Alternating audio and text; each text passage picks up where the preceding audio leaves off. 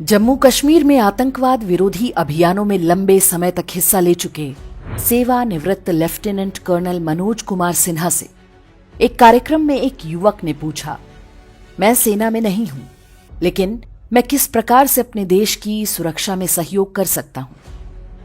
Lieutenant colonel Sinha ने जो उत्तर दिया, उसे हर भारतीय को सुनना और समझना चाहिए।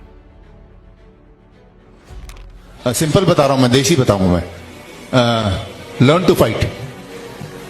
Smitesh Gawali, everybody learn to fight. And you want to help the armed forces in war? I'll tell you now. In 1965, when the war broke, there was a bunch of jokers in UP. When the army was moving out of the cantonment, they dug the road so that they do not reach the borders. Ladies and gentlemen, whenever that happens again, we have enough jokers in our country ready to do that, and they are planning. Are you guys ready to fight them here? Because वो army नहीं लड़ेगी. I'm telling you the battle that you need to fight. Get ready to do that. Get organized and be ready for that, because those jokers are getting organized. And you know what you got to protect? No armed forces and no paramilitary forces can protect. You know what we need to protect? We have about 1.5 lakh kilometers of highways with thousands of bridges in between. We have railway tracks, 1.3 lakh kilometers. We have extra high voltage transmission lines, 1.8 lakh kilometers. We have optical fiber cable network into the ground, which is 36 lakh kilometers. Then all of these can be physically attacked and destroyed at all these places. कोई सेना, कोई paramilitary force नहीं रोक सकती है। ये आपको खड़े होकर रोकना पड़ेगा अगर देश को जरूरत पड़ी। लेफ्टिनेंट कर्नल सिन्हा किन जोकरों की बात कर रहे हैं, ये आप भी अच्छी तरह से जानते होंगे। कहने की आवश्यकता नहीं।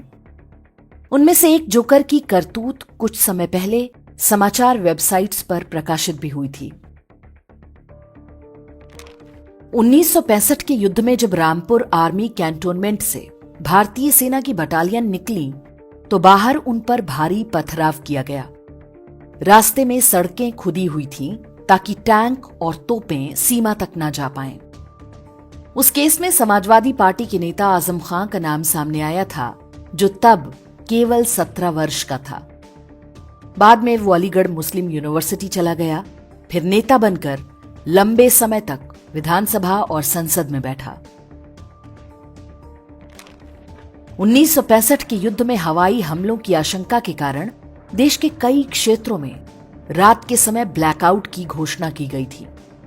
लोग रात में बिजली नहीं जलाते थे ताकि दुश्मन के लड़ाकू विमानों को नीचे ना दिखाई दे। सबसे अधिक खतरा प्रयागराज में एयरफोर्स स्टेशन पर था। पुलिस ने कुछ लड़कों को पकड़ा जो रोज आधी रात के बाद छतों पर चढ़कर टॉर्च जलाते थे। आप समझ सकते हैं कि बंटवारे के बाद से ही कैसे गद्दारी का खेल शुरू हो चुका था। देश भर में ऐसी कई घटनाएं हुई थीं, लेकिन युद्ध के माहौल में दबा दी गईं। तब से लेकर आज तक स्थिति और भी बिगड़ चुकी है। वर्ष 2019 में हुए बालाकोट एयर स्ट्राइक के समय वायुसेना के विमानों को ग्वालियर से भेजना पड़ा था, क्योंकि डर था कि आगरा एयरबेस से विमान उड़े तो पाकिस्तान को पता चल जाएगा। मुंबई समेत देश के सभी महत्वपूर्ण हवाई अड्डों और एयरबेस के आसपास अवैध झुग्गी बस्तियां दिख जाएंगी। जब भी इन्हें हटाने की बात होती है, या तो राजनीति आड़े आ जाती है या अदालत रोक लगा देती हैं। उत्तराखंड के हल्द्वानी में जिस भूमि पर बनभूलपुरा नाम की बस्ती बसाई गई है, वो चीन की सीमा तक जाने वाली सबसे रणनीतिक रेल लाइन के किनारे है। लंबी सुनवाई के बाद उत्तराखंड हाईकोर्ट ने अतिक्रमण हटाने का आदेश दिया, लेकिन सर्वोच्च न्यायालय ने रोक लगा दी। कहा कि 50,000 लोगों को ऐसे नहीं हटा सकते, उनको घर और जमीन दी जाए। भारतीय कानून अतिक्रमणकारियों को ऐसी कोई छूट नहीं देता। फिर ऐसा निर्णय क्यों सुनाया गया होगा, उसका आप अनुमान लगा सकते हैं। सुप्रीम कोर्ट आज भी उस याचिका पर कुंडली मारकर बैठी है। मजहबी आबादी अब धीरे धीरे पिथौरागढ़ के सीमावर्ती क्षेत्रों तक पैर पसार चुकी है। उत्तराखंड सरकार ने अवैध मजारों और दरगाहों के विरुद्ध बीते वर्षों में युद्ध स्तर पर कार्रवाई की है, लेकिन न्यायपालिका सबसे बड़ी रुकावट बनकर खड़ी है। वर्ष 2018 में गुरुग्राम में सेना के डिपो की दीवार से सटाकर मस्जिद बनाने की घटना आपको याद होगी। शीतला कॉलोनी, जहां 100% हिंदू रहते हैं, वहां रातों रात एक 3 मंजिला मस्जिद बन गई, इस तरह से ताकि सेना के डिपो पर नजर रखी जा सके। हरियाणा में भाजपा सरकार है, इसलिए मस्जिद सील हो गई। सोचिए क्या होता यदि सरकार उनके अनुकूल होती। दिल्ली में सेना भवन के बिल्कुल पास सड़क के बीचों बीच बनी सुनहरी बाग मस्जिद को हटाने की बात हुई तो हंगामा मच गया। केस हाईकोर्ट में चला गया। विवाद के डर से सरकार को पीछे हटना पड़ गया। श्रीनगर के बादामी बाग कैंटोनमेंट के अंदर ही एक अवैध मजार और मस्जिद बनी हुई है। यह सूची बहुत लंबी है, सबको गिनाकर कोई लाभ नहीं। बस ये तथ्य हमें याद रखना चाहिए कि वर्ष 1971 के मार्च में इंदिरा गांधी ने जब पूर्वी पाकिस्तान पर हमले का निर्णय लिया था, तब भारतीय सेना के प्रमुख जनरल सैम मानेकशॉ ने तैयारी के लिए 6 महीने का समय मांगा था।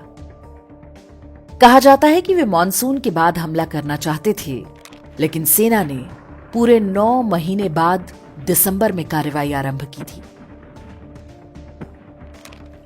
हम माने या ना माने, कोई कहे या ना कहे, लेकिन आधा मोर्चा हमेशा से भारतीय सेना के लिए एक चुनौती रहा है।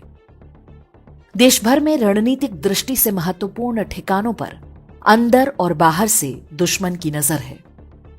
आए दिन हम रेलगाड़ियों को पलटाने के प्रयास देखते रहते हैं। सड़क, पुल, बिजली और इंटरनेट काटना हमेशा उनके टूल किट का हिस्सा रहा है। सरकार और सेना के हाथ सेक्युलरिज्म ने बांध रखे हैं। न्यायपालिका को राष्ट्रीय सुरक्षा से अधिक अपने एजेंडे की चिंता हो सकती है, लेकिन एक सामान्य नागरिक के रूप में हमें स्मरण होना चाहिए कि ये देश हमारा है। यदि हम अपनी आंखें और कान खुले रखें तो युद्ध हो या शांतिकाल, शत्रुओं के सारे षड्यंत्रों को विफल कर सकते हैं। लेफ्टिनेंट कर्नल मनोज कुमार सिन्हा ने जो कहा, उसमें बहुत गहराई छिपी है। इसे हम समझें और इस पर अमल करें, इसी में हमारा हित है।